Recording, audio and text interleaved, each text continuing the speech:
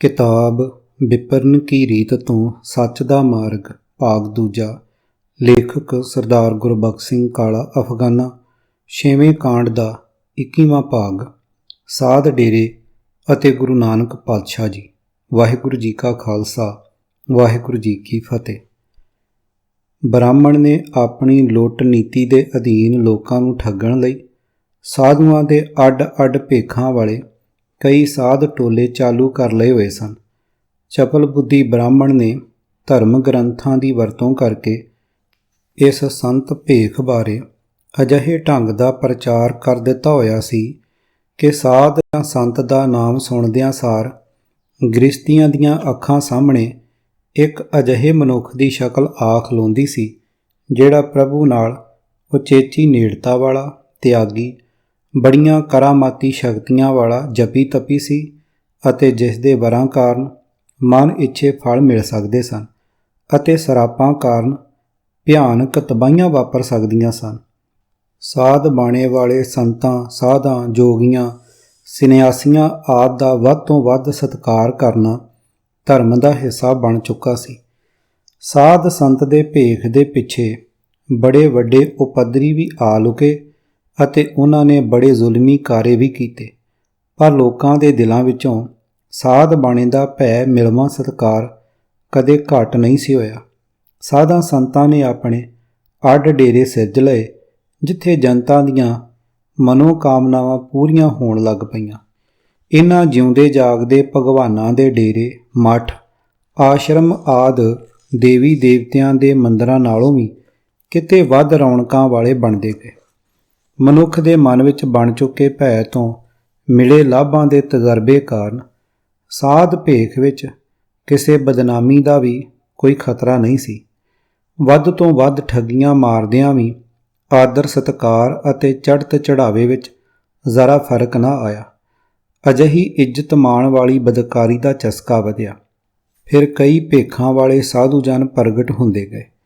ਮਨੁੱਖ ਦੀ ਅਗਿਆਨਤਾ ਦੇ ਕਾਰਨ ਸਾਧ ਸ਼ਕਤੀ ਪ੍ਰਤੀ ਬਣੀ ਸ਼ਰਧਾ ਵਾਲੇ ਭਰਮ ਦੀ ਪਰਪੱਕਤਾ ਵਿੱਚ ਦਿਨੋਂ ਦਿਨ ਵਾਧਾ ਹੁੰਦਾ ਗਿਆ। ਫਿਰ ਅਜਿਹੇ ਭੇਖੀਆਂ ਨੇ ਕਈ ਵਸਦੇ ਘਰ ਉਜਾੜੇ। ਨਾਨਕ ਸਿੰਘ ਨਾਵਲਿਸਟ ਨੇ ਆਪਣੀ ਪੁਸਤਕ ਕਾਲ ਚੱਕਰ ਵਿੱਚ ਇਹਨਾਂ ਸਾਧਾਂ ਬਾਰੇ ਦੋਹਾ ਲਿਖਿਆ ਹੈ। ਮਾਈਆਂ ਗਾਈਆਂ ਤੇ ਬਾਬੂ ਬੈਲ ਸੰਤ ਸਾਨ ਕਰਨ ਵਿੱਚ ਸੈਲ। ਲੋਕਾਂ ਦੀਆਂ ਸੁੰਦਰ ਇਸਤਰੀਆਂ ਅਥਵਾ ਨੂੰਹਾਂ ਧੀਆਂ ਇਹਨਾਂ ਸਾਧਾਂ ਨੇ ਮੰਦ ਕਰਮੀ ਬਣਾ ਦਿੱਤੀਆਂ। ਇਹਨਾਂ ਭੇਖੀ ਸਾਧਾਂ ਸੰਤਾਂ ਵਿੱਚੋਂ ਕਈਆਂ ਨੇ ਲੋਕਾਂ ਦੀਆਂ ਮਾਸੂਮ ਬੱਚੀਆਂ ਨੂੰ ਬਦਕਾਰੀ ਕਰਵਾਉਣ ਵਾਲੇ ਕੋਠਿਆਂ ਤੇ ਪਹੁੰਚਾ ਕੇ ਮਾਇਆ ਕਮਾਉਣੀ ਆਪਣਾ ਪੇਸ਼ਾ ਬਣਾ ਲਿਆ। ਕਈ ਪ੍ਰਸਿੱਧ ਡਾਕੂਆਂ, ਪੇਸ਼ਾਵਰ ਠੱਗਾਂ, ਤਸਕਰੀਆਂ ਨੇ ਵੀ ਸਾਧੂ ਭੇਸ ਵਰਤ ਕੇ ਲੋਕਾਂ ਨੂੰ ਤਬਾਹ ਬਰਬਾਦ ਕੀਤਾ। ਪਰ ਸਾਧ ਭੇਖ ਪ੍ਰਤੀ ਹਜ਼ਾਰਾਂ ਸਾਲਾਂ ਤੋਂ ਬਣਦੇ ਆ ਰਹੇ ਸੰਸਕਾਰਾਂ ਨੇ ਮਨੁੱਖ ਦੇ ਮਨ ਅੰਦਰ ਸਾਧ ਭੇਸ ਵਿਰੁੱਧ ਬਗਾਵਤ ਪੈਦਾ ਨਾ ਹੋਣ ਦਿੱਤੀ। ਸਾਧ ਲਈ ਬਣੀ ਭੈ ਮਿਲਵੀਂ ਸ਼ਰਧਾ ਵਿੱਚ ਅੱਜ ਤਾਈਂ ਫਰਕ ਨਹੀਂ ਪਿਆ। ਸੰਸਾਰ ਤੋਂ ਕੁਫਰ ਨੂੰ ਮੁਕਾ ਕੇ ਸਾਰਿਆਂ ਨੂੰ ਇਸਲਾਮ ਦੇ ਝੰਡੇ ਹੇਠ ਲੈ ਆਉਣ ਦੇ ਇਰਾਦੇ ਨਾਲ ਤੁਰੇ ਅਰਬ ਦੇਸ਼ ਦੇ ਮੁਸਲਮਾਨ ਹਾਕਮਾਂ ਦੀ ਸਹਾਇਤਾ ਲਈ ਕਈ ਮੌਲਾਣੇ ਅਤੇ ਧਾਰਮਿਕ ਵਿਦਵਾਨ ਵੀ ਭਾਰਤ ਆਏ ਸਨ। ਇਹਨਾਂ ਦੇ ਚਮਤਕਾਰੀ ਪ੍ਰਚਾਰ ਨਾਲ ਬੜੇ ਲੋਕ ਆਪਣਾ ਧਰਮ ਛੱਡ ਕੇ ਮੁਸਲਮਾਨ ਬਣੇ, ਪਰ ਇਸੇ ਪੱਕੇ ਮੁਸਲਮਾਨ ਮੌਲਵੀ ਅਥਵਾ ਇਸਲਾਮੀ ਧਾਰਮਿਕ ਆਗੂ ਨੂੰ ਜਦੋਂ ਭਾਰਤ ਸਾਧੂਆਂ ਦੇ ਭੇਖਾਂ ਅਤੇ ਜਪਾਂ ਤਪਾਂ ਵਾਲੀਆਂ ਸਾਧਨਾਂ ਦੁਆਰਾ ਮਿਲਦੇ ਸੁੱਖਾਂ ਦਾ ਸਵਾਦ ਪਿਆ ਤਾਂ ਉਹ ਵੀ ਲੋਕਾਂ ਦਾ ਕਥਿਤ ਸੁਧਾਰ ਕਰਨ ਦੀ ਗੱਲ ਭੁੱਲ ਗਿਆ। ਉਸ ਨੇ ਵੀ ਆਪਣੀ ਵਿਉਂਤ ਵਾਲਾ ਸਾਧ ਭੇਸ ਬਣਾ ਲਿਆ ਅਤੇ ਪੀਰ, ਫਕੀਰ, ਵਲੀ ਅੱਲਾ, ਔਲੀਆ, ਪੀਰ, ਦਸਤਗੀਰ ਬਣ ਕੇ ਡੇਰੇ ਸਾਜ ਬੈਠਾ। ਵਰਾਂ ਸਰਾਪਾਂ ਦੇ ਥਾਂ ਦੁਆਵਾਂ ਅਤੇ ਬਦ ਦੁਆਵਾਂ, ਜਾਦੂ ਟੂਣਿਆਂ, ਜਿਨ੍ਹਾਂ ਭੂਤਾਂ ਦੇ ਭਰਮ ਨਾਲ ਕਰਾਮਾਤੀ ਸ਼ਕਤੀਆਂ ਦਾ ਚੱਕਰ ਉਸ ਨੇ ਵੀ ਚਲਾ ਲਿਆ। ਕਈ ਭੋਲੇ ਭਾਲੇ ਲੋਕਾਂ ਦੇ ਘਰ ਉਸ ਨੇ ਵੀ ਉਜਾੜੇ। ਮੁਸਲਮਾਨੀ ਪੀਰ ਨੇ ਜ਼ਾਲਮ ਹਕੂਮਤ ਦੀ ਸਹਾਇਤਾ ਨਾਲ ਆਪਣੀ ਕਰਾਮਾਤੀ ਸ਼ਕਤੀ ਦਾ ਭੈ ਇੰਨਾ ਬਣਾ ਲਿਆ ਸੀ ਕਿ ਮਰ ਖੱਪ ਚੁੱਕੇ ਪੀਰ ਦੀ ਕਬਰ ਦੀ ਪੂਜਾ ਤਾਂ ਗੁਰੂ ਦੇ ਸਿੱਖ ਅੱਜ ਤਾਈਂ ਕਰੀ ਜਾ ਰਹੇ ਹਨ। ਗੁਰੂ ਨਾਨਕ ਨਿਰੰਕਾਰੀ ਜੀ ਭਾਰਤ ਦੇ ਪਹਿਲੇ ਸੁਧਾਰਕ ਹਨ ਜਿਨ੍ਹਾਂ ਨੇ ਸਾਧ ਭੇਖ ਦੇ ਵਿਰੁੱਧ ਬਗਾਵਤ ਕੀਤੀ। ਸੰਤ ਬਾਣੀ ਨੂੰ ਵਰਤ ਕੇ ਠੱਗੀ ਮਾਰਨ ਵਾਲੇ ਭੇਖੀਆਂ ਦੇ ਪੋਲ ਨੂੰ ਅਤੇ ਇਹਨਾਂ ਸੰਤਾਂ ਦੀ ਕਰਾਮਾਤੀ ਸ਼ਕਤੀ ਦੇ ਭਰਮ ਦੇ ਡੂੰਘੇ ਅਸਰ ਵਾਲੇ ਪੱਖ ਨੂੰ ਗੁਰਦੇਵ ਜੀ ਨੇ ਚੰਗੀ ਤਰ੍ਹਾਂ ਪਰਖ ਲਿਆ ਸੀ। ਗੁਰਦੇਵ ਜੀ ਇਹਨਾਂ ਠੱਗ ਅੱਡਿਆਂ, ਆਸ਼ਰਮਾਂ, ਡੇਰਿਆਂ, ਮੱਠਾਂ ਆਦਿ 'ਤੇ ਪੁੱਜੇ ਅਤੇ ਉਹਨਾਂ ਨਾਲ ਚਰਚਾ ਕਰਕੇ ਉਹਨਾਂ ਦਾ ਪੋਲ ਨੰਗਾ ਕੀਤਾ। ਬੇਅੰਤ ਲੋਕਾਂ ਨੂੰ ਉਹਨਾਂ ਦੇ ਮਾਇਆ ਜਾਲ ਵਿੱਚੋਂ ਛੁਟਕਾਰਾ ਦਿਵਾਇਆ। ਅਜਿਹੇ ਭੇਖੀ ਸਾਧਾਂ, ਸੰਤਾਂ, ਜੋਗੀਆਂ, ਪੰਡਤਾਂ ਆਦਿ ਨਾਲ ਹੋਈ ਚਰਚਾ ਦਾ ਜ਼ਿਕਰ ਗੁਰਦੇਵ ਜੀ ਨੇ ਗੁਰਬਾਣੀ ਵਿੱਚ ਕਈ ਥਾਈਂ ਕੀਤਾ ਹੈ। ਗੁਰਬਾਣੀ ਦੇ ਬੇਅੰਤ ਸ਼ਬਦਾਂ ਤੋਂ ਇਹ ਸਿੱਧ ਹੋ ਜਾਂਦਾ ਹੈ ਕਿ ਗੁਰਦੇਵ ਜੀ ਨੂੰ ਇਹਨਾਂ ਭੇਖੀ ਸਾਧਾਂ, ਸੰਤਾਂ ਦੇ ਡੇਰਿਆਂ ਤੋਂ ਸਿੱਖ ਮਰਜ਼ਾਦਾ ਵਾਸਤੇ ਉਚੇਚਾ ਖਤਰਾ ਅਨੁਭਵ ਹੋਇਆ ਸੀ। ਉਹ ਬਿਲਕੁਲ ਨਹੀਂ ਸਨ ਚਾਹੁੰਦੇ ਕਿ ਕੋਈ ਪਖੰਡੀ ਸਿੱਖ ਸਾਧ ਦੇ ਭੇਖ ਦੇ ਆਸਰੇ ਉਚੇਚਾ ਡੇਰਾ ਸਿਰਜ ਕੇ ਪੰਥ ਲਈ ਖਤਰਾ ਬਣਦਾ ਰਾਹ ਖੋਲ੍ਹ ਸਕੇ। ਸਿੱਖ ਪੰਥ ਵਿੱਚ ਆਉਣ ਵਾਲੇ ਉਹਨਾਂ ਹੀ ਭਾਰਤੀਆਂ ਵਿੱਚੋਂ ਸਨ ਜਿਨ੍ਹਾਂ ਅੰਦਰ ਹਜ਼ਾਰਾਂ ਸਾਲਾਂ ਤੋਂ ਬ੍ਰਾਹਮਣੀ ਭਰਮ ਜਾਦੂ ਦੇ ਸੰਸਕਾਰ ਬਣੇ ਹੋਏ ਸਨ। ਭਾਵੇਂ ਬੋਧੀ ਭਿਕਸ਼ੂਆਂ ਨੇ ਬਥੇਰੀ ਸੰਭਾਲ ਕੀਤੀ, ਪਰ ਅੰਤ ਇਹਨਾਂ ਹੀ ਸੰਸਕਾਰਾਂ ਦੇ ਕਾਰਨ ਲੋਕ ਬੁੱਧ ਧਰਮ ਤੋਂ 1200-1300 ਸਾਲਾਂ ਪਿੱਛੋਂ ਵੀ ਆਪਣੇ ਅਸਲੇ ਵੱਲ ਨੂੰ ਮੋੜਾ ਖਾ ਤੁਰੇ ਸਨ। ਸਿੱਖ ਤਾਂ ਹਾਲੀ ਹੈ ਹੀ ਨਵ ਜਨਮਿਆ ਬਾਲ ਸੀ। ਗੁਰਦੇਵ ਜੀ ਨੂੰ ਸਪਸ਼ਟ ਦਿਸ ਪਿਆ ਸੀ ਕਿ ਜੇ ਸਾਧ ਭੇਖ ਖਾਲਸਾ ਪੰਥ ਵਿੱਚ ਆ ਵੜਿਆ ਤਾਂ ਇਸ ਨਵ ਜਨਮੇ ਧਰਮੀਆਂ ਦੇ ਨਿਰਾਲੇ ਪੰਥ ਨੂੰ ਗੰਭੀਰ ਖਤਰਾ ਬਣ ਜਾਣਾ ਹੈ। ਇਸ ਲਈ ਸਿੱਖ ਮਰਜ਼ਾਦਾ ਨੇ ਕਿਸੇ ਖਾਸ ਭੇਖ ਨੂੰ ਕੋਈ ਉਚੇਚੀ ਵਿਸ਼ੇਸ਼ਤਾ ਨਹੀਂ ਦਿੱਤੀ ਅਤੇ ਨਾ ਹੀ ਉਚੇਚੇ ਭੇਖਾਂ ਨਾਲ ਜੁੜ ਚੁੱਕੇ ਸੰਤ ਪਦ ਨੂੰ ਸਿੱਖ ਦੇ ਨਾਮ ਨਾਲ ਜੁੜਨ ਦਿੱਤਾ ਸੀ। ਉਂਝ ਸੰਤ ਸ਼ਬਦ ਅਥਵਾ ਸੰਤ ਦੇ ਸੱਚੇ ਆਚਰਣ ਨਾਲ ਗੁਰਦੇਵ ਜੀ ਦਾ ਇੰਨਾ ਪ੍ਰੇਮ ਹੈ ਕਿ ਉਹਨਾਂ ਨੇ ਪਰਮਾਤਮਾ ਨੂੰ ਵੀ ਸੰਤ ਆਖਣ ਵਿੱਚ ਖੁਸ਼ੀ ਅਨੁਭਵ ਕੀਤੀ ਸੀ। ਗੁਰਦੇਵ ਜੀ ਨੂੰ ਉਹ ਸੰਤ ਠਾਗੋ ਦਿਸਿਆ ਸੀ ਜਿਸ ਨੇ ਪ੍ਰਚਲਿਤ ਲਿਬਾਸ ਦੇ ਥਾਂ ਖਾਸ ਭੇਖ ਧਾਰਨ ਕਰ ਲਿਆ ਸੀ, ਜਿਸ ਨੇ ਆਪਣਾ ਘਰ ਤਿਆਗ ਕੇ ਅੱਡਰਾ ਡੇਰਾ ਅਥਵਾ ਗੱਦੀ ਚਲਾ ਲਈ। ਸਤਿਗੁਰਾਂ ਲਈ ਉਹ ਬਨਾਰਸੀ ਠਾਗੋ ਦਿਸਿਆ ਜਿਸ ਨੇ ਕਰਾਮਾਤੀ ਸ਼ਕਤੀਆਂ ਵਾਲੇ ਵਰਾਂ ਸਰਾਪਾਂ ਦੇ ਪਖੰਡ ਨਾਲ ਲੋਕਾਂ ਨੂੰ ਭਰਮ ਵਿੱਚ ਪਾਇਆ ਹੋਇਆ ਸੀ। ਗੁਰਦੇਵ ਜੀ ਨੇ ਲੋਕਾਂ ਨੂੰ ਉਸ ਵੱਡੇ ਠੱਗ ਵੱਲੋਂ ਸੁਚੇਤ ਕੀਤਾ। ਅਜਿਹੇ ਕਪਟੀ ਸੰਤਾਂ ਦੀ ਅਸਲੀਅਤ ਨੂੰ ਨੰਗਾ ਕੀਤਾ। ਹਿਰਦੇ ਜਿਨ ਕੇ ਕਪਟ ਵਸੈ, ਬਾਹਰੋਂ ਸੰਤ ਕਹਾਏ, ਤ੍ਰਿਸ਼ਨਾ ਮੂਲ ਨਾ ਚੁੱਕਈ, ਅੰਤ ਗਏ ਪਛਤਾਹੇ। ਪੰਨਾ 491। ਨਾਨਕ ਦੁਨੀਆ ਕੈਸੀ ਹੋਈ, ਸਾਲਕ ਮਿਤ ਨਾ ਰਹਿਓ ਕੋਈ, ਭਾਈ ਬੰਦੀ ਹੇਤ ਚੁਕਾਇਆ, ਦੁਨੀਆ ਕਾਰਨ ਦੀਨ ਗਵਾਇਆ। ਪੰਨਾ 1410। ਕਿਉਂਕਿ ਭੇਖੀਆਂ ਦੇ ਟੋਲੇ ਇੰਨੇ ਵੱਧ ਗਏ ਹੋਏ ਸਨ ਕਿ ਸੱਚਾ ਸੰਤ ਮਿਲਦਾ ਹੀ ਕੋਈ ਨਹੀਂ ਸੀ। ਸਾਰੇ ਮਾਇਆ ਜਾਲ ਹੀ ਵਿਛਾਈ ਫਿਰਦੇ ਸਨ। ਸੋ ਉਪਰੋਕਤ ਸ਼ਬਦਾਂ ਵਿੱਚ ਗੁਰਦੇਵ ਜੀ ਸਾਧ ਅਥਵਾ ਸੰਤ ਨੂੰ ਚੰਗੀ ਤਰ੍ਹਾਂ ਪਰਖਣ ਦੀ ਜਾਂਚ ਦੱਸ ਰਹੇ ਹਨ। ਭੇਖੀ ਅਤੇ ਪਖੰਡੀ ਦਾ ਪਾਜ ਉਘੇੜ ਰਹੇ ਹਨ। ਭੇਖੀਆਂ ਦਾ ਪੋਲ ਨੰਗਾ ਕਰਨ ਨੂੰ ਨਿੰਦਿਆ ਨਾ ਸਮਝ ਕੇ ਉਹਨਾਂ ਦੇ ਐਬ ਵਿਚਾਰ ਸਕਣ ਦੀ ਦਲੇਰੀ ਬਖਸ਼ ਰਹੇ ਹਨ। ਨਿਰੇ ਸਾਧ ਬਾਣੇ ਵਿੱਚ ਵਿਚਰਦੇ ਗੁਣਹੀਣ ਠੱਗਾਂ ਦੇ ਭਰਮ ਜਾਲ ਤੋਂ ਦੂਰ ਰਹਿਣ ਦਾ ਉਪਦੇਸ਼ ਹੈ। ਠੱਗ ਨੀਤੀ ਨੇ ਪ੍ਰਚਲਿਤ ਕੀਤੇ ਹੋਏ ਲੰਮੇ ਅਤੇ ਚਿੱਟੇ ਜਾਂ ਕਿਸੇ ਖਾਸ ਰੰਗ ਵਾਲੇ ਚੋਲੇ, ਗਲ ਵਿੱਚ ਮਾਲਾ, ਹੱਥਾਂ ਵਿੱਚ ਸਿਮਰਨੇ ਤੇ ਲਿਸ਼ਕੇ ਹੋਏ ਸਰਬਲੋਹ ਦੇ ਗੜਵੇ ਜਾਂ ਹੱਥ ਵਿੱਚ ਲਿਸ਼ਕਦੇ ਤੀਰ ਰੱਖਣ ਨੂੰ ਠੱਗੀ ਦਾ ਹਥਿਆਰ ਬਣਾ ਲਿਆ ਹੈ। ਅਨੋਖੀ ਅਤੇ ਉਚੇਚੀ ਸੁਚਮ ਦਾ ਵਿਖਾਵਾ ਅਤੇ ਨਾਲ ਵਿਹਲੜ ਮੁਫਤਖੋਰੇ ਉਹਨਾਂ ਝੋਲੀ ਚੁੱਕ ਸੇਵਾਦਾਰਾਂ ਦੀ ਫੌਜ, ਜਿਨ੍ਹਾਂ ਲਈ ਮਿਹਨਤ ਦੀ ਕਮਾਈ ਕਰਨੀ ਹਰਾਮ ਹੁੰਦੀ ਹੈ, ਜਿਹੜੇ ਧਰਮ ਦੀ ਕਿਰਤ ਕਰਨ ਤੋਂ ਭਗੌੜੇ ਹੋ ਚੁੱਕੇ ਹੁੰਦੇ ਹਨ। ਇਹੀ ਤਾਂ ਹੈ ਅੱਜ ਦੇ ਡੇਰੇਦਾਰ ਸਿੱਖ ਸੰਤ ਦਾ ਭੇਖ। ਇਸੇ ਹੀ ਭੇਖੀ ਦਾ ਗੁਰਦੇਵ ਜੀ ਨੂੰ ਖਤਰਾ ਸੀ। ਇਸੇ ਨੂੰ ਪੰਥ ਵਿੱਚ ਵੜਨੋਂ ਰੋਕਣ ਲਈ ਗੁਰਦੇਵ ਜੀ ਨੇ ਕਿਸੇ ਸਿੱਖ ਅਥਵਾ ਮਹਾਂਪੁਰਸ਼ ਨੂੰ ਸੰਤ ਕਹਿ ਕੇ ਨਹੀਂ ਵਡਿਆਇਆ। ਇਸੇ ਭੇਖ ਨੂੰ ਹੀ ਗੁਰੂ ਗ੍ਰੰਥ ਸਾਹਿਬ ਜੀ ਠੱਗ ਕਹਿ ਰਹੇ ਹਨ। ਉਂਝ ਗੁਰਦੇਵ ਜੀ ਦਾ ਆਗਮਨ ਤਾਂ ਹੋਇਆ ਹੀ ਮਨੁੱਖ ਨੂੰ ਸੱਚਾ ਸੰਤ ਬਣਾਉਣ ਵਾਸਤੇ ਸੀ। ਖਤਰਾ ਤਾਂ ਵਿਖਾਵੇ ਦੇ ਅਡੰਬਰਾਂ ਵਾਲਿਆਂ ਤੋਂ ਹੈ। ਅਜੋਕੇ ਸੰਤ ਅਤੇ ਦੇਹਧਾਰੀ ਗੁਰੂ ਵਿੱਚ ਫਰਕ ਕੀ ਹੈ? ਵੱਖਰੇ ਡੇਰੇ ਦਾ ਮਾਲਕ ਤਾਂ ਅਸਲ ਵਿੱਚ ਹੁੰਦਾ ਹੀ ਦੇਹਧਾਰੀ ਗੁਰੂ ਹੈ। ਐਵੇਂ ਲਫ਼ਜ਼ਾਂ ਦਾ ਹੇਰ ਫੇਰ ਕਰਕੇ ਅਜਿਹੇ ਸੰਤ ਟੋਲੇ ਦੂਜਿਆਂ ਨੂੰ ਦੇਹਧਾਰੀ ਗੁਰੂ ਅਤੇ ਆਪਣੇ ਆਪ ਨੂੰ ਗੁਰੂ ਦੇ ਸੱਚੇ ਸਿੱਖ ਦੱਸ ਰਹੇ ਹੁੰਦੇ ਹਨ। ਜੇ ਕਿਸੇ ਦੇਹਧਾਰੀ ਗੁਰੂ ਕੋਲ ਜਾਓ ਤਾਂ ਉਸ ਦੇ ਦਰਸ਼ਨਾਂ ਲਈ ਭੀੜ ਵੀ ਓਨੀ ਹੀ ਹੁੰਦੀ ਹੈ ਜਿੰਨੀ ਕਿਸੇ ਚੰਗੇ ਡੇਰੇਦਾਰ ਅਥਵਾ ਚਤੁਰਾਈ ਨਾਲ ਆਪ ਹੀ ਬਣੇ ਮਹਾਂਪੁਰਖ ਸੰਤ ਮਹਾਤਮਾ ਦੇ ਦਰਸ਼ਨਾਂ ਲਈ ਸ਼ਰਧਾਲੂਆਂ ਦਾ ਜਮ ਘਟਾ ਜੁੜਿਆ ਬੈਠਾ ਹੁੰਦਾ ਹੈ। ਸਗੋਂ ਦੇਹਧਾਰੀ ਤਾਂ ਐਲਾਨੀਆਂ ਅਡਰੇ ਤੌਰ ਖੁੱਲ੍ਹ ਖੁੱਲ੍ਹਾ ਗੁਰੂ ਬਣ ਬੈਠਾ ਸ਼ਰਮ ਦਾ ਘੁੰਡ ਲਾ ਬੈਠਾ ਹੁੰਦਾ। ਆਪਣੇ ਕੋਲ ਆਉਣ ਵਾਲਿਆਂ ਸ਼ਰਧਾਲੂਆਂ ਨੂੰ ਸਾਫ਼ ਕਹਿੰਦਾ ਹੈ ਕਿ ਮੈਂ ਤੁਹਾਡਾ ਗੁਰੂ ਹਾਂ, ਮੇਰੇ ਬਿਨਾਂ ਤੁਹਾਡਾ ਪਾਰ ਉਤਾਰਾ ਕੋਈ ਨਹੀਂ ਕਰ ਸਕਦਾ।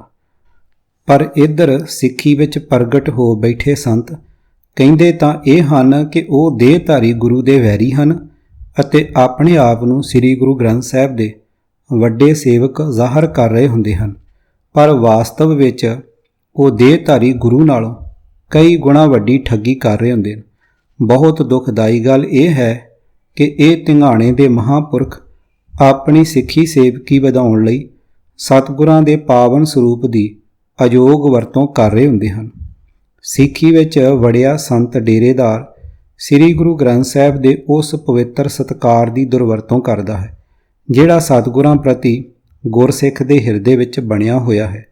ਸੰਤ ਡੇਰਿਆਂ ਵਿੱਚ ਬਹੁਤੀ ਦੁਖਦਾਈ ਹਾਲਤ ਇਹ ਬਣੀ ਹੋਈ ਹੈ ਕਿ ਲੋਕ ਗੁਰੂ ਗ੍ਰੰਥ ਸਾਹਿਬ ਜੀ ਦੀ ਹਜ਼ੂਰੀ ਵਿੱਚ ਟਿਕ ਕੇ ਬੈਠਣ ਦੀ ਥਾਂ ਸੰਤਾਂ ਦੇ ਆਸਣ ਕੋਲ ਜਾ ਬੈਠਣ ਲਈ ਬੜੇ ਕਾਹਲੇ ਪੈ ਰਹੇ ਹੁੰਦੇ ਹਨ।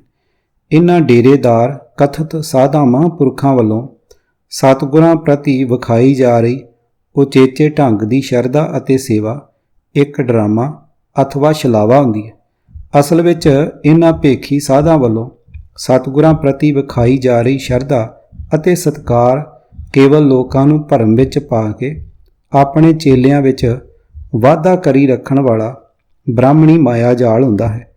ਕਈ ਮੀਲਾਂ ਦਾ ਪੈਂਡਾ ਕਰਕੇ ਸਾਧ ਡੇਰੇ ਤੇ ਸਿੱਖ ਜਾਂਦਾ ਹੀ ਸੰਤਾਂ ਦੇ ਦਰਸ਼ਨਾਂ ਨੂੰ ਹੈ। ਜੇ ਗੁਰਦੇਵ ਜੀ ਦੇ ਦਰਸ਼ਨਾਂ ਦੀ ਖਿੱਚ ਹੋਵੇ ਤਾਂ ਸ੍ਰੀ ਗੁਰੂ ਗ੍ਰੰਥ ਸਾਹਿਬ ਜੀ ਦੇ ਸਰੂਪ ਤਾਂ ਅਜਿਹੇ ਸਿੱਖਾਂ ਦੇ ਆਪਣੇ ਪਿੰਡਾਂ ਸ਼ਹਿਰਾਂ ਦੇ ਗੁਰੂ ਘਰਾਂ ਵਿੱਚ ਵੀ ਹਨ। ਬਹੁਤੀ ਹੈਰਾਨੀ ਤਾਂ ਉਸ ਸਮੇਂ ਹੁੰਦੀ ਹੈ ਜਦੋਂ ਅਜਿਹੇ ਲੋਕਾਂ ਨੂੰ ਵੀ ਸੰਤ ਡੇਰਿਆਂ ਦੇ ਸ਼ਰਧਾਲੂ ਬਣੇ ਵੇਖੀਦਾ ਹੈ ਜਿਨ੍ਹਾਂ ਦੇ ਆਪਣੇ ਘਰੀ ਅਡਰੇ ਅਤੇ ਸੁੰਦਰ ਕਮਰਿਆਂ ਵਿੱਚ ਬੜੇ ਉਚੇਚੇ ਸਤਿਕਾਰ ਨਾਲ ਗੁਰਦੇਵ ਜੀ ਦਾ ਪ੍ਰਕਾਸ਼ ਕੀਤਾ ਹੁੰਦਾ ਹੈ। ਸੰਤ ਡੇਰਿਆਂ ਤੇ ਪੁੱਜਣ ਵਾਲੇ ਅਜਿਹੇ ਗੁਰਸਿੱਖ ਆਪਣੇ ਨਗਰ ਵਿਚਲੇ ਗੁਰਦੁਆਰੇ ਨੂੰ ਅਥਵਾ ਆਪਣੇ ਘਰਾਂ ਵਿਚਲੇ ਗੁਰੂ ਸਰੂਪਾਂ ਨੂੰ ਕੀ ਪਿੱਠ ਦੇਣ ਵਾਲਾ ਪਾਪ ਨਹੀਂ ਖੱਟ ਰਹੇ ਹੁੰਦੇ। ਆਪਣੇ ਨਗਰ ਵਿਚਲੇ ਗੁਰੂਦੁਆਰੇ ਨੂੰ ਛੱਡ ਕੇ ਕਈ ਮੀਲ ਦੂਰ ਸਾਧ ਡੇਰੇ ਤੇ ਪੁੱਜਣ ਵਾਲਿਆਂ ਨੂੰ ਕਦੇ ਕਿਸੇ ਸਾਧ ਨੇ ਇਹ ਨਹੀਂ ਕਿਹਾ ਕਿ ਕੰਮ ਕਾਜ ਛੱਡ ਕੇ ਏਡੀ ਦੂਰ ਮੇਰੇ ਕੋਲ ਆਉਣ ਵਾਲੇ ਭੋਲਿਓ ਸਤਿਗੁਰਾਂ ਦੇ ਦਰਸ਼ਨ ਆਪਣੇ ਪਿੰਡ ਵਾਲੇ ਗੁਰਦੁਆਰੇ ਵਿੱਚ ਹੀ ਕਰ ਲਿਆ ਕਰੋ। ਸਪਸ਼ਟ ਹੈ ਕਿ ਸੰਤਾਂ ਦੇ ਡੇਰਿਆਂ ਦੇ ਕਾਰਨ ਸਤਿਗੁਰਾਂ ਦੀ ਜਿੰਨੀ ਅਤੇ ਜਿਸ ਪ੍ਰਕਾਰ ਦੀ ਬੇਅਦਬੀ ਹੋ ਰਹੀ ਹੈ, ਸਤਿਗੁਰੂ ਜੀ ਦੀ ਓਨੀ ਬੇਅਦਬੀ ਦੇਹਧਾਰੀ ਗੁਰੂ ਦੇ ਡੇਰਿਆਂ ਦੇ ਕਾਰਨ ਨਹੀਂ ਹੁੰਦੀ। ਪੰਥ ਵਿੱਚ ਆ ਵੜੇ ਸਿੱਖੀ ਰੂਪ ਵਾਲੇ ਸੰਤ ਦੇਹਧਾਰੀ ਗੁਰੂ ਨਾਲੋਂ ਕਿਤੇ ਵੱਧ ਹਾਨੀਕਾਰਕ ਹਨ। ਸੰਤਤਾਈ ਮਗ ਦੀ ਤਦ ਹੀ ਹੈ ਜਦ ਆਪਣਾ ਅੱਡਰਾ ਡੇਰਾ ਸਿਰਜ ਲਿਆ ਜਾਵੇ। ਬ੍ਰਾਹਮਣ ਨੇ ਜਿਵੇਂ ਗਿਆਨ ਦੇ ਬੁਰਕੇ ਵਿੱਚ ਆਪਣੀ ਹੀ ਪ੍ਰਭੁਤਾ ਵਧਾਉਣ ਵਾਸਤੇ ਸਿਮਰਤੀਆਂ ਵੇਦ ਪੁਰਾਣ ਆਦਿ ਸਿਰਜੇ ਸਨ, ਇਨ੍ਹਾਂ ਡੇਰੇਦਾਰਾਂ ਨੇ ਵੀ ਆਪਣੀ ਪ੍ਰਭੁਤਾ ਵਧਾਉਣ ਵਾਸਤੇ ਸਿੱਖ ਧਰਮ ਦੇ ਪ੍ਰਚਾਰ ਦਾ ਬੁਰਕਾ ਪਾ ਕੇ ਪੰਥ ਦੀ ਇੱਕ ਮੁਠਤਾ ਦਾ ਘੁੱਟ ਭਰਨ ਲਈ ਆਪਣੀ ਅੱਡਰੀ ਮਰਜ਼ਾਦਾ ਵਾਲੇ ਗ੍ਰੰਥ ਲਿਖ ਲਏ ਹਨ। ਬ੍ਰਾਹਮਣ ਨੇ ਲੋਕਾਂ ਨੂੰ ਜਾਣ ਬੁੱਝ ਕੇ ਵਿਦਿਆ ਤੋਂ ਕੋਰੇ ਰੱਖਿਆ ਸੀ ਤਾਂ ਜੋ ਉਸ ਦੇ ਮਾਇਆ ਜਾਲ ਦੀ ਅਸਲੀਅਤ ਨੂੰ ਕੋਈ ਨਾ ਸਮਝ ਸਕੇ। ਇੱਧਰ ਸਿੱਖ ਸੰਤ ਡੇਰੇਦਾਰ ਵੀ ਸਿੱਖਾਂ ਨੂੰ ਇਹੀ ਉਪਦੇਸ਼ ਦੇ ਰਹੇ ਹਨ ਕਿ ਗੁਰਬਾਣੀ ਨੂੰ ਸਮਝਣ ਦੀ ਗੱਲ ਕਰਨੀ ਅਸਿੱਖੀ ਹੈ। ਆਖਿਰ ਅਸੀਂ ਕੌਣ ਹਾਂ? ਗੁਰੂ ਜਿੰਨੀ ਉੱਚੀ ਆਤਮਿਕ ਅਵਸਥਾ ਵਾਲੇ ਜੋ ਉਹਨਾਂ ਦੀ ਉਚਾਰੀ ਬਾਣੀ ਨੂੰ ਸਮਝ ਸਕੀਏ।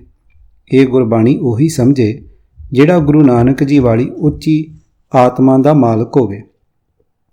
ਇਹਨਾਂ ਕਥਿਤ ਮਹਾਂਪੁਰਖਾਂ ਨੂੰ ਕੋਈ ਨਹੀਂ ਪੁੱਛਦਾ ਕਿ ਸਿੱਖ ਦੀ ਉੱਚੀ ਆਤਮਿਕ ਅਵਸਥਾ ਤਾਂ ਬਣਾਉਣੀ ਹੀ ਗੁਰਬਾਣੀ ਦੇ ਗਿਆਨ ਨੇ ਹੈ।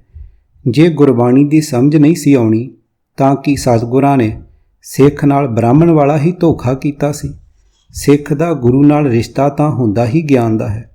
ਜਿਸ ਗੁਰੂ ਦੀ ਬੋਲੀ ਹੀ ਸਮਝ ਵਿੱਚ ਨਹੀਂ ਆਉਣੀ, ਉਸ ਦੀ ਸਿੱਖੀ ਦਾ ਕੀ ਲਾਭ? ਪਰ ਇਹਨਾਂ ਦੇਹਧਾਰੀ ਸੰਤ ਗੁਰੂਆਂ ਦਾ ਵੀ ਬ੍ਰਾਹਮਣ ਵਾਂਗ ਪਿਸ਼ਾਬ ਲੱਟ-ਲੱਟ ਬਲ ਰਿਹਾ ਹੈ।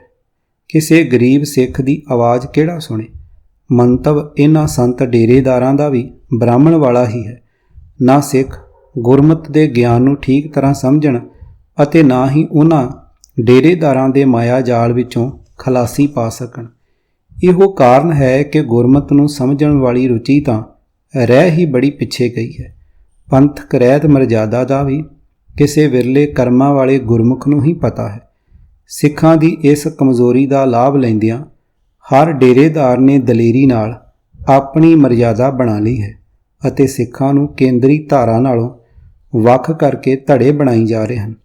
ਗੁਰਬਾਣੀ ਦੀ ਇਹ ਤਰਤੀਬ ਇਹਨਾਂ ਨੂੰ ਪਸੰਦ ਨਹੀਂ ਹੈ ਜੋ ਸਤਿਗੁਰਾਂ ਬਣਾਈ ਸੀ। ਸੋ ਬਾਣੀ ਪੜ੍ਹਨ ਦੇ ਆਪਣੇ ਅੱਡਰੇ ਢੰਗ ਚਾਲੂ ਕਰਕੇ ਵੱਖਰੀ ਤਰਤੀਬ ਦੇ ਗੁਟਕੇ ਲਿਖ ਕੇ ਛਾਪ ਲਏ ਹਨ। ਗੁਰਬਾਣੀ ਦੇ ਅਰਥਾਂ ਨੂੰ ਅਤੇ ਗੁਰ ਇਤਿਹਾਸ ਨੂੰ ਵਿਗਾੜਿਆ ਗਿਆ ਹੈ। ਮੂੰਹੋਂ ਭਾਵੇਂ ਕੁਝ ਕਹਿਣ, ਪਰ ਅਸਲੀਅਤ ਇਹੀ ਹੈ ਕਿ ਇਹਨਾਂ ਨੇ ਵੀ ਬ੍ਰਾਹਮਣੀ ਡੇਰੇਦਾਰਾਂ ਵਾਂਗ ਵਰਾਂ ਸਰਾਪਾਂ ਦਾ ਭਰਮ ਪਾਇਆ ਹੋਇਆ। ਪੰਥਕ ਮਰਜ਼ਾਦਾ ਨੂੰ ਖੰਡਨ ਕਰਕੇ ਅੰਮ੍ਰਿਤ ਪਾਨ ਕਰਾਉਣ ਦੀਆਂ ਵਿਧੀਆਂ ਆਪੋ ਆਪਣੀਆਂ ਚਲਾ ਲਈਆਂ ਅਤੇ ਦਸ਼ਮੇਸ਼ ਜੀ ਦੇ ਅੰਮ੍ਰਿਤ ਨੂੰ ਕਰਮਕਾਂਡੀ ਤਮਾਸ਼ਾ ਬਣਾ ਦਿੱਤਾ ਹੈ। ਗੁਰੂ ਦੇ ਹੁਕਮਾਂ ਦੀ ਖੰਡਨਾ ਕਰਦਿਆਂ ਗੱਦੀਆਂ ਚਾਲੂ ਕਰ ਲਈਆਂ ਹਨ। ਗੁਰੂ ਨਾਨਕ ਸਾਹਿਬ ਜੀ ਨੇ ਸੰਤ ਭੇਖ ਨੂੰ ਸਿੱਖੀ ਵਿੱਚੋਂ ਆਉਣੋਂ ਰੋਕਣ ਲਈ ਬੜਾ ਕੁਝ ਕੀਤਾ ਸੀ, ਪਰ ਬਿੱਪਰ ਦੇ ਚੇਲੇ ਦਾ ਜਾਦੂ ਚੱਲ ਗਿਆ। ਜਿਸ ਤਰੀਕੇ ਨਾਲ ਪੰਥ 'ਤੇ ਹਮਲਾ ਹੋ ਚੁੱਕਾ ਹੈ ਅਤੇ ਜੋ ਕੁਝ ਹੋ ਰਿਹਾ ਹੈ ਉਸ ਦਾ ਸਾਰਾ ਵੇਰਵਾ ਲਿਖਣ ਤੋਂ ਬਾਹਰ ਹੈ।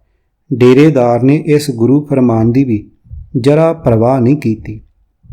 ਕੁਲਹਾਂ ਦੇਂਦੇ ਬਾਵਲੇ ਲੈਂਦੇ ਵੱਡੇ ਨਿਲਾਜ, ਚੂਹਾ ਖੱਡ ਨਾ ਮਾਵਈ ਤਿੱਕਲ ਬੰਨੈ ਛੱਜ, ਦੇਣ ਦਵਾਈ ਸੇ ਮਰੈ ਜਿਨ ਕੋ ਦੇਹਨ ਸੇ ਜਾਹੇ, ਨਾਨਕ ਹੁਕਮ ਨਾ ਜਾਪਈ ਕਿੱਥੇ ਜਾਏ ਸਮਾਹੇ। ਪੰਨਾ 1286। ਅਰਥ, ਉਹ ਲੋਕ ਮੂਰਖ ਕਮਲੇ ਹਨ ਜੋ ਚੇਲਿਆਂ ਨੂੰ ਸੇਲੀ ਟੋਪੀ ਦਿੰਦੇ ਹਨ। ਭਾਵ ਤੇ ਆਪਣੇ ਆਪ ਨੂੰ ਮਸ਼ਹੂਰ ਕਰਨ ਵਾਸਤੇ ਆਪਣੇ ਥਾਂ ਗੱਦੀ ਦਿੰਦੇ ਹਨ। ਇਹ ਸੇਲੀ ਟੋਪੀ ਲੈਣ ਵਾਲੇ ਵੀ ਬਦੀਦ ਹਨ ਜੋ ਨਿਰੇ ਸੇਲੀ ਟੋਪੀ ਨਾਲ ਆਪਣੇ ਆਪ ਨੂੰ ਬਰਕਤਾਂ ਦੇਣ ਦੇ ਸਮਰੱਥ ਸਮਝ ਲੈਂਦੇ ਹਨ। ਇਹਨਾਂ ਦੀ ਹਾਲਤ ਤਾਂ ਇਉਂ ਹੀ ਹੈ ਜਿਵੇਂ ਚੂਹਾ ਆਪ ਹੀ ਖੁੱਡ ਵਿੱਚ ਸਮਾ ਵੜ ਨਹੀਂ ਸਕਦਾ ਤੇ ਉੱਤੋਂ ਲੱਕ ਨਾਲ ਛੱਜ ਬੰਨ੍ਹ ਲੈਂਦਾ ਹੈ। ਪ੍ਰਭੂ ਦੇ ਦਰਬਾਰ ਵਿੱਚ ਪਹੁੰਚ ਹੋਣੀ ਤਾਂ ਪਹਿਲਾਂ ਹੀ ਮੁਸ਼ਕਲ ਸੀ, ਉੱਤੋਂ ਗੱਦੀਦਾਰ ਹੋਣ ਦੀ ਚੌਧਰ ਦਾ ਛੱਜ ਬੰਨ੍ਹ ਲਿਆ। ਹੇ ਨਾਨਕ, ਇਹੋ ਜਿਹੀਆਂ ਗੱਦੀਆਂ ਥਾਪ ਕੇ ਹੋਰਨਾਂ ਨੂੰ ਅਸੀਸਾਂ ਭਾਵ ਵਰ ਦਿੰਦੇ ਹਨ। ਉਹ ਵੀ ਮਰ ਜਾਂਦੇ ਹਨ ਤੇ ਅਸੀਸਾਂ ਲੈਣ ਵਾਲੇ ਵੀ ਮਰ ਜਾਂਦੇ ਹਨ, ਪਰ ਪਰਮਾਤਮਾ ਦੀ ਰਜ਼ਾ ਸਮਝੀ ਨਹੀਂ ਜਾ ਸਕਦੀ। ਮਰ ਕੇ ਕਿੱਥੇ ਜਾ ਪੈਂਦੇ ਹਨ। ਭਾਵ ਨਿਰੇ ਦਿਖਾਵੇ ਦੇ ਅਡੰਬਰ ਡੇਰੇ ਅਤੇ ਗੱਦੀਆਂ ਚਲਾ ਕੇ ਦੂਜੇ ਨੂੰ ਗੱਦੀਆਂ ਸੌਂਪਣ ਨਾਲ ਅਤੇ ਅਸੀਸਾਂ ਦੇਣ ਨਾਲ ਹੀ ਪ੍ਰਭੂ ਦੀ ਹਜ਼ੂਰੀ ਵਿੱਚ ਥਾਂ ਲੱਭਣ ਲਈ ਕਾਫੀ ਨਹੀਂ ਹਨ। ਮੁਰਸ਼ਦ ਦੀ ਚੇਲੇ ਨੂੰ ਮਿਲੀ ਗੱਦੀ ਜੀਵਨ ਦਾ ਸਹੀ ਰਸਤਾ ਨਹੀਂ ਹੈ। ਸਵਈਏ ਮਹਿਲੇ ਤੀਜੇ ਵਿੱਚ ਭਿੱਖਾ ਜੀ ਦਾ ਸ਼ਬਦ ਹੈ, ਜਿਸ ਵਿੱਚ ਉਹਨਾਂ ਨੇ ਫਰਮਾਇਆ ਹੈ ਕਿ ਮੈਂ ਕਿਸੇ ਸੱਚੇ ਸੰਤ ਦੀ ਭਾਲ ਵਿੱਚ ਕਈ ਸਾਧਾਂ, ਸੰਨਿਆਸੀਆਂ, ਤਪਸਵੀਆਂ ਅਤੇ ਮੂੰਹ ਦੇ ਮਿੱਠੇ ਅੰਦਰ ਦੇ ਕਾਲੇ ਪੰਡਤਾਂ ਦੇ ਡੇਰਿਆਂ 'ਤੇ ਸਾਲ ਭਰ ਥਾਂ-ਥਾਂ ਭਟਕਦਾ ਫਿਰਿਆ ਹਾਂ। ਮੈਨੂੰ ਸੱਚਾ ਸੰਤ ਕੋਈ ਨਹੀਂ ਮਿਲਿਆ। ਕਿਸੇ ਕੋਲੋਂ ਮਨ ਦੀ ਤਸੱਲੀ ਨਹੀਂ ਹੋਈ। ਸਾਰਿਆਂ ਦੀਆਂ ਮੂੰਹ ਦੀਆਂ ਗੱਲਾਂ ਹੋਰ ਸਨ, ਪਰ ਉਹਨਾਂ ਦੇ ਅੰਦਰ ਦੀ ਰਹਿਤ ਕੁਝ ਹੋਰ ਵੇਖ ਕੇ ਮਨ ਦੁਖੀ ਹੋਇਆ। ਗੁਰੂ ਬਾਣੀ ਸ਼ਬਦ ਇਸ ਪ੍ਰਕਾਰ ਹੈ, ਰਹਿਓ ਸੰਤ ਹੋਂ ਟੋਲ ਸਾਧ ਬਹੁ ਤੇਰੇ ਡਿਠੇ, ਸੰਨਿਆਸੀ ਤਪੱਸੀ ਮੁਖੋਂ ਇਹ ਪੰਡਤ ਮਿੱਠੇ, ਬਰਸ ਏਕ ਹੋਂ ਫਿਰਿਓ ਕਹਨੇ ਨਾ ਪਰਚੋ ਲਾਇਓ, ਕਹਿਤਿਆਂ ਕਹਿਤੀ ਸੁਣੀ ਰਹਿਤ ਕੋ ਖੁਸ਼ੀ ਨਾ ਆਇਓ। ਹਰ ਨਾਮ ਛੋੜ ਦੂਜੇ ਲੱਗੇ, ਤਿਨ ਕੇ ਗੁਣ ਹੋਂ ਕਿਆ ਕਹੂੰ, ਗੁਰ ਦਈ ਮਿਲਾਇਓ ਭਿਖਿਆ, ਜਿਮ ਤੂੰ ਰੱਖੇ ਤਿਮ ਰਹੂੰ। ਪੰਨਾ 1395।